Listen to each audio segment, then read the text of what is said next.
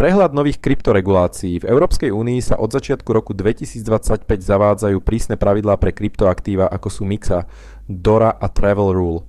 Tieto pravidlá musí splniť väčšina firiem s možnosťou krátkeho odkladu pre niektoré subjekty.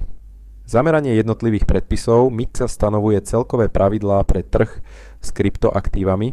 DORA sa sústreďuje na bezpečnosť a odolnosť IT systémov, zatiaľ čo Travel Rule vyžaduje zdieľanie detailných osobných údajov od osielateľa a príjemcu pri každej transakcii. Ochrana investorov a stability trhu. Regulácie majú za cieľ zvýšiť transparentnosť, chrániť investorov a minimalizovať riziká, ktoré v minulosti viedli k krachom veľkých firiem ako BlockFi, Celsius a FTX. Finančné a byrokratické nároky. Zavedenie týchto pravidiel si vyžaduje miliónové investície a najímanie špecialistov, čo výrazne zaťaží najmä malé a začínajúce firmy. Veľkí hráči však majú vďaka predchádzajúcemu kapitálu výhodu.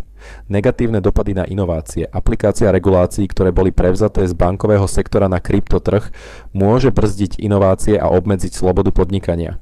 Toto by mohlo viesť k odlivu startupov z Európy a k dominancii niekoľkých veľkých zavedených subjektov.